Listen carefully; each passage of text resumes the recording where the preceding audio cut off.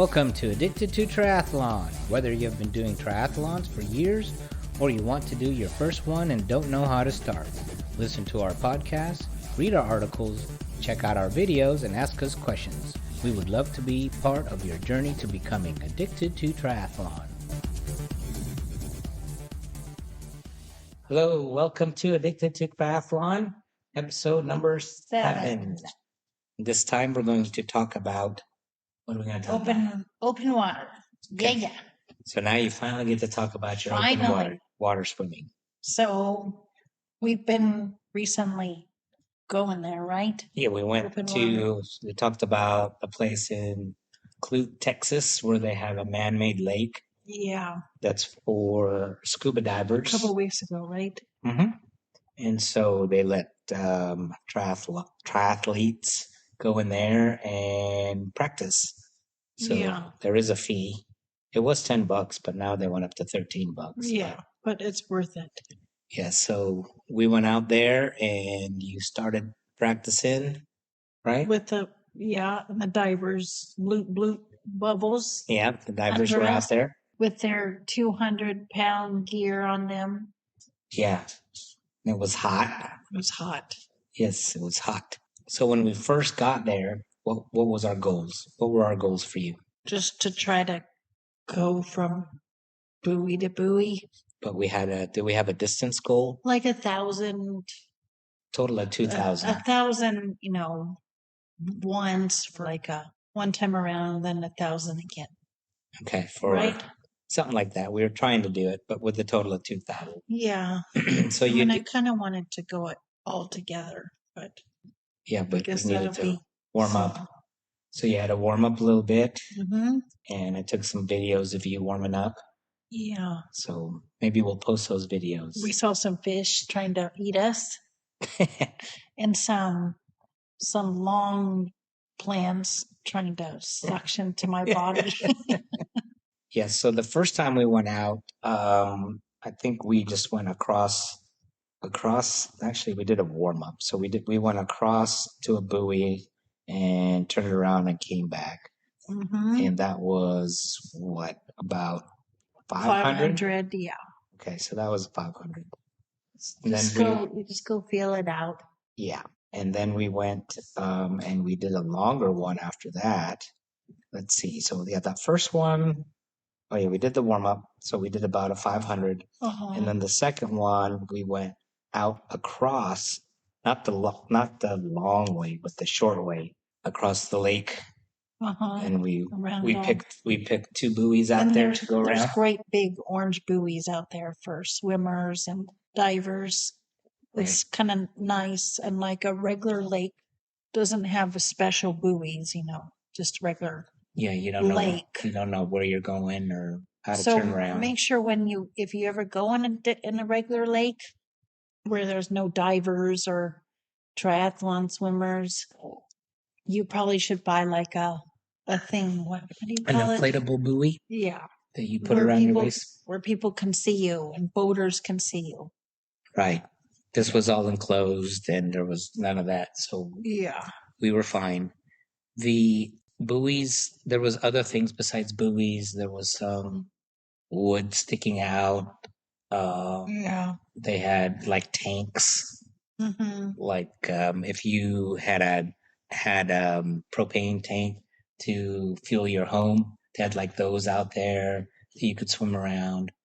They had a lot of birds, some bird poop. Yeah, so we swam out. So part of the goal was just to get you used to going a distance of 2,000. Which I've been okay with open water swimming now. Right. So what are the things that you had to do that's different than in the pool? So sighting is one of them. Yeah. Oh, yeah. So, that kind of takes, I was thinking that like when you're open water swimming in a race, it slows you down because you have to sit up and sight. Well, you don't really sit up, but you take like a couple seconds to look where you're going. Yeah. Yeah, you can actually. Or you run into someone. So that takes time. Right. So sighting. Yeah. So you're lifting your head above the water, usually what you can do is you peep your eyeballs out of the water right before you do a breathing, where you breathe, turn your head to breathe. So you have a little step, you pop your head up, and then you turn your head to the side to breathe like you normally would. Or you can pop your head up higher above the water so your head's out of the water, your mouth's out of the water, and then you can breathe that way and then put it back in. So there's two different ways to do it to sight. Obviously, the one where you stick your head completely out of the water is going to slow you down more because your feet are going to sink, so you're going to cause drag. So if you can practice just putting your eyeballs out of the water and then turning your head like you would normally to breathe, that would be better.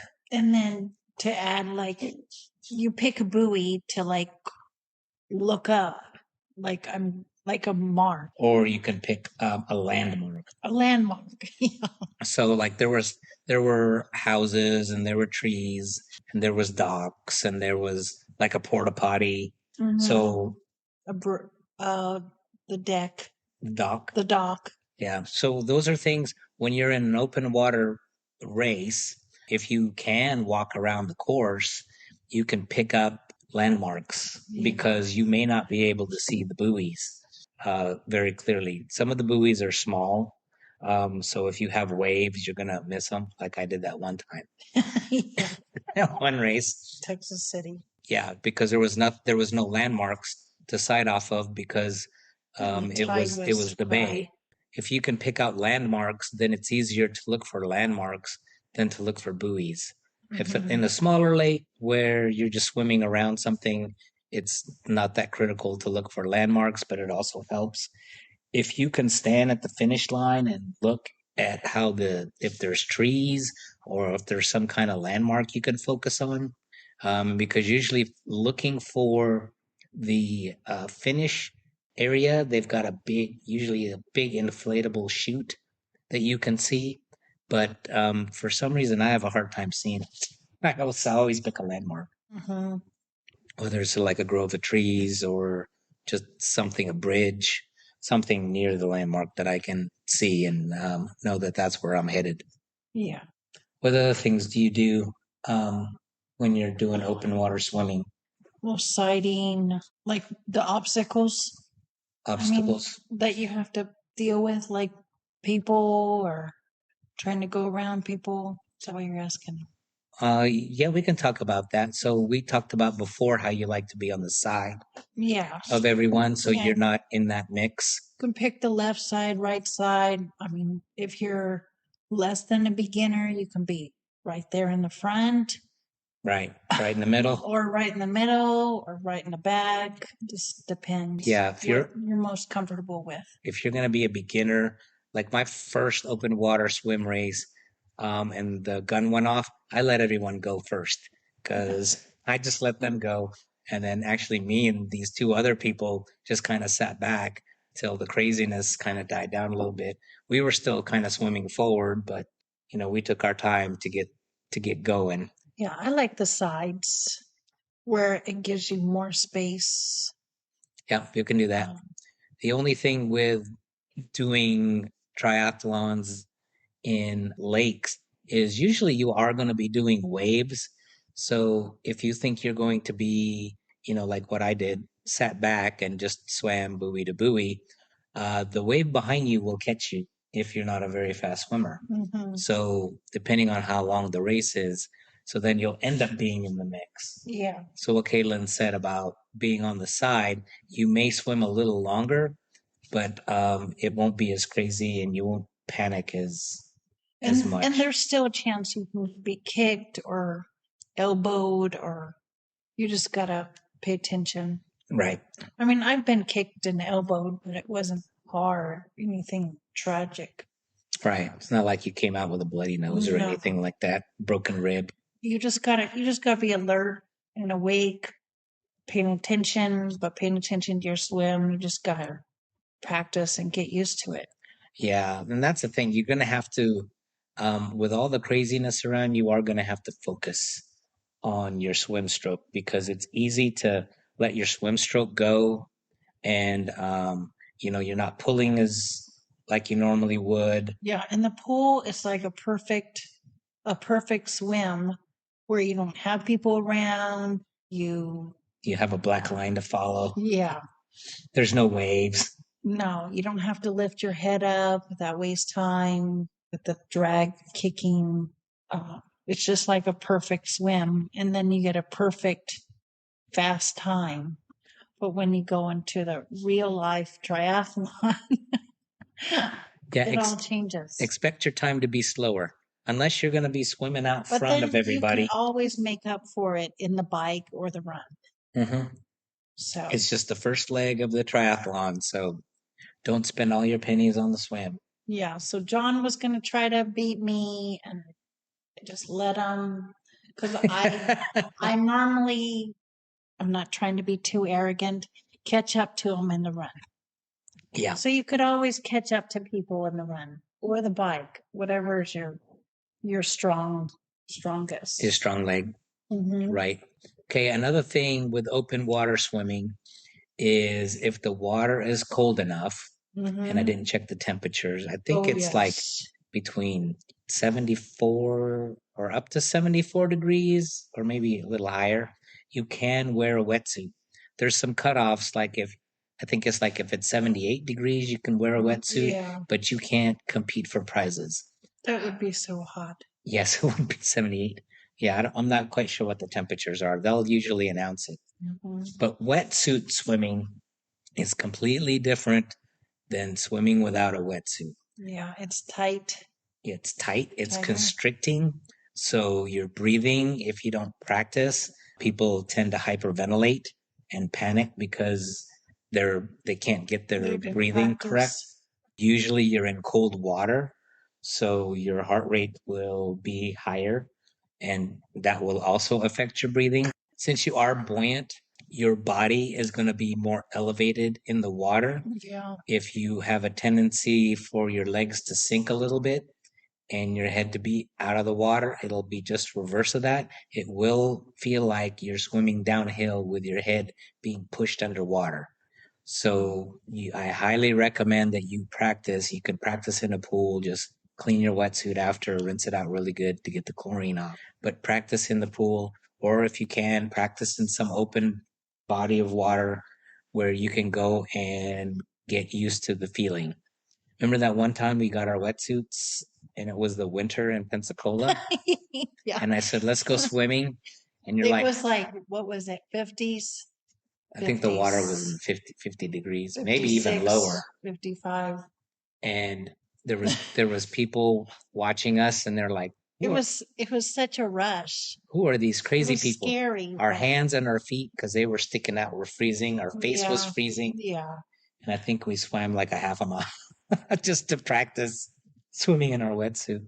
I mean, we could stand up. It was shallow enough where we could stand up. Where we were. We just paralleled the beach. The coast, yeah. So, yeah, speaking of like the beach, so open water can be a lake, a river, or an ocean, or a bay. Or a bay. Mm-hmm. Right. When you are swimming open water in the ocean, salt water, you will be buoyant as well. So you can actually not worry about your form as much just because you're in open water. Mm-hmm. With river swim, you did a river swim. Yeah. I did a river swim. Mm-hmm. Nashville. That was fun. You did yours in Chattanooga. Yeah. Yours was a downriver swim. So how was Olympic. That? Was yours wetsuit? No. No, it wasn't, because it was in the summer. Yeah. So it was so nice. You had you had a downriver swim, so yeah, you could have just easy. You could have just floated and got to the finish. And there are some races like that. The race I did in Nashville, remember, it was downriver then upriver. So mine was downriver, and then we crossed the river, and then we went upriver and then across. And so I took a picture. I took a video. It was hilarious. I wish I could show people here listening, but you could just see people trying to swim, but they weren't moving because they were swimming against the current, and they didn't practice hard enough to swim against the current. Yeah. So they weren't moving at all. You know what? I might post that video. Oh, I know. I can post that. Give me a while and I'll post it. So these are the reasons you have to practice. Even though it's a river swim and you think it's going to be easy, you might have a current that you have to swim against. I wonder if the people even noticed that they weren't moving. I don't know. And then some were doing the backstroke, yes, which is a slower stroke. And then, well, your Waco is upstream for the first part. Great. And then downstream. Great. After. So we're going to have to practice some strength drills in the pool. Yeah, I want to do it, but I don't want to do it. Oh, another thing on wetsuits is because it's so tight, you have to make sure that you wear it properly. And one of the things you need to do is pull it all the way up so your shoulders are free. And you got to make sure you cinch it up, like pull it. Don't just grab a big piece and rip it, because don't rip it. You'll rip the thing. Just kind of cinch it up. Yeah, piece by piece. Piece by piece. Yes. Because, I've ripped a little piece trying to pull it up. Right. Yeah. If you have fingernails, highly encourage you to cut them. And you just use your pads of your fingers to pull it up. But your shoulders have to be free. If you don't pull it up and you have freedom in your shoulders are going to get really tired. Because when you try to swim, you've got this big old rubber suit on you that's preventing your arms from moving freely. If you have that problem, you can switch to a wetsuit. It doesn't have any sleeves, so your arms are free. But then your arms are going to be free to the elements. So if it's cold, it's going to be cold up to your shoulders. To the sucking fish. So what else? You said lake and bay. Bays sometimes are salt water, so you'll float in that. Like in Pensacola.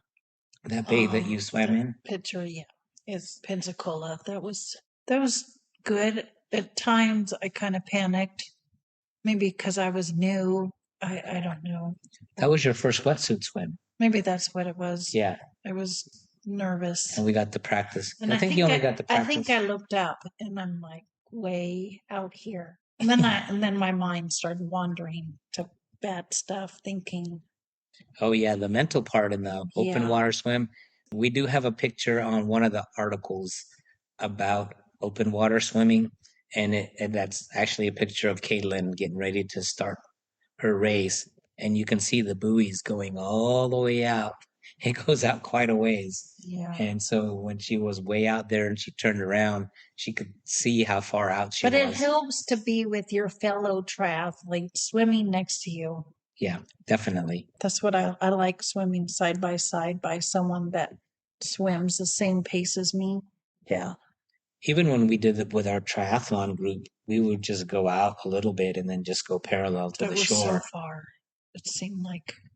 Which one?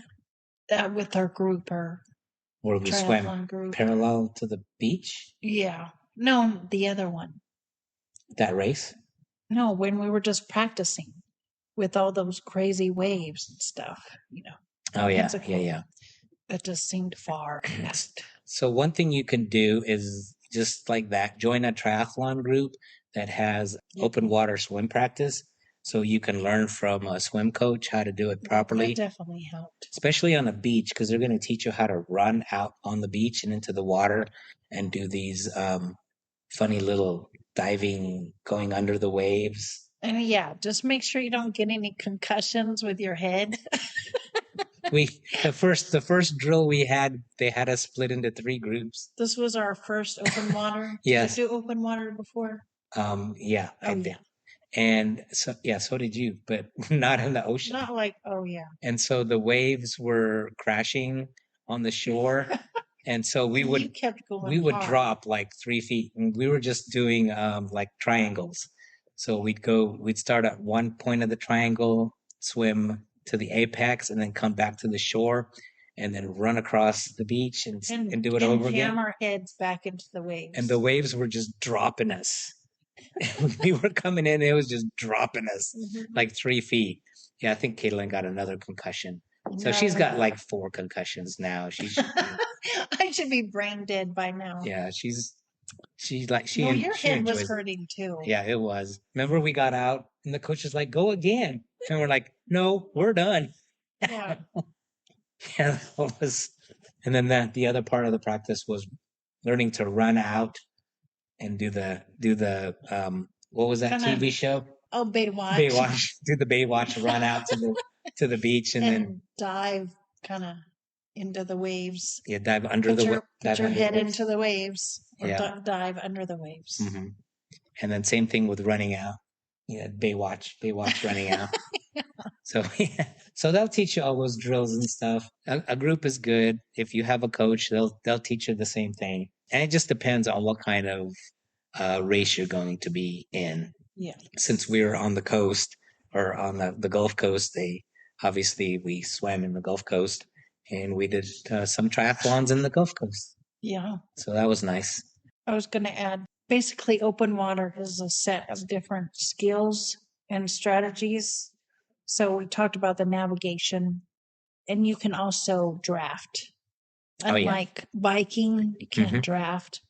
But if you get behind a person, right, you can save some energy, save some pennies by swimming behind someone because they will actually pull you along.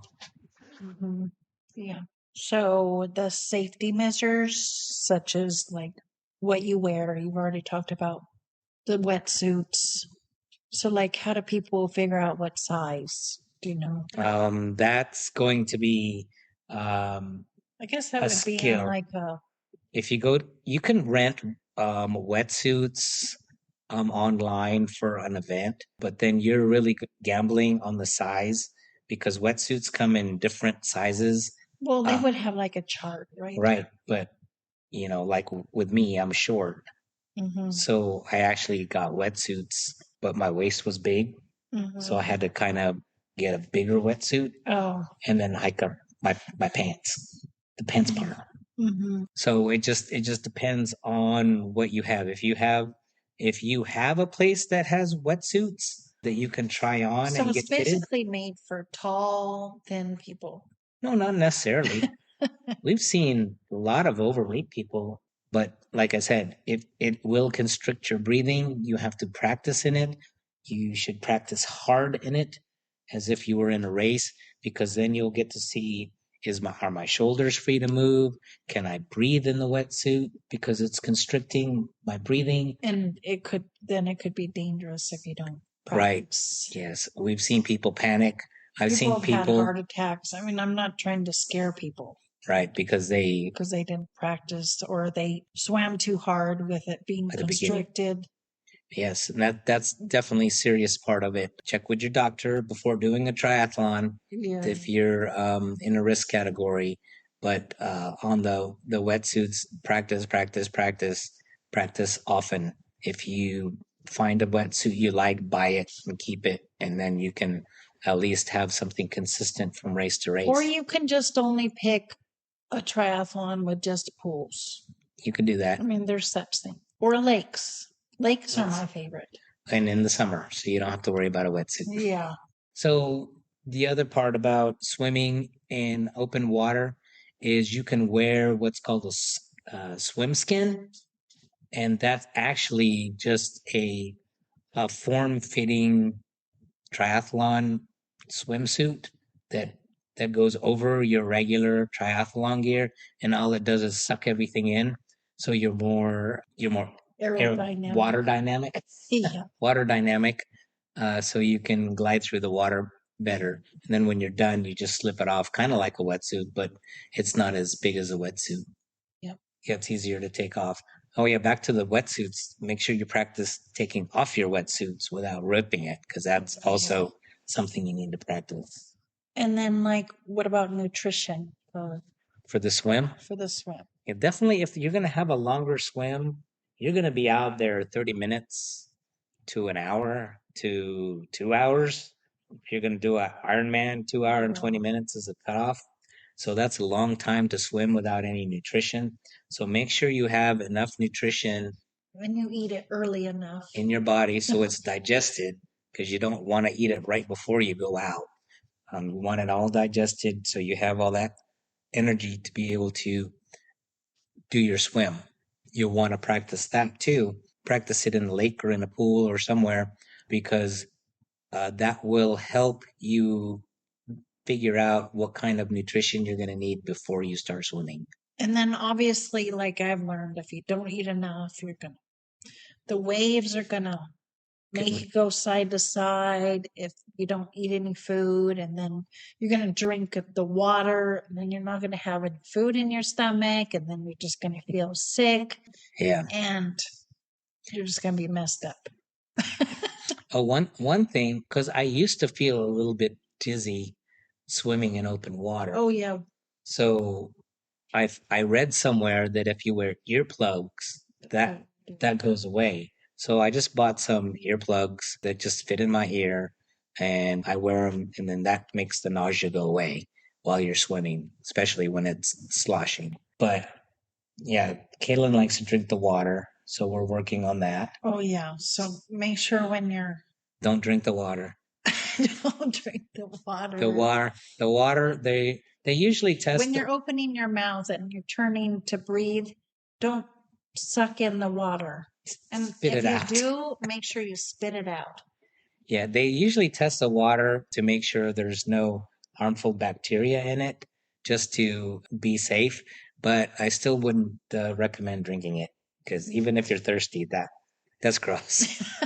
Some of the places we swim in, you can't even see your hand in front of your face. So yes. It's so dark and murky. So yeah, it's just your own journey, basically figuring out if you wanted to be with a lake, a river, a bay, a pool, with a suit, with or without a wetsuit, summer triathlon, winter, whatever, fall triathlon. Yeah, it just depends. But if you do one, enjoy it, have fun, but practice. Yes. Practice. Yeah. Then you don't have to. Then when you're out there, I hear people, oh gosh, I'm so stressed out. I'm so worried. I'm so nervous. I mean, you can be nervous to a point, but as long as you practice, you won't be as nervous. Right. And again, with the wetsuit, you can stop and you just float. You can sit up and you'll just stay there. Yeah. You won't sink. So that takes that part out, that anxiety out. Yeah. Is that it?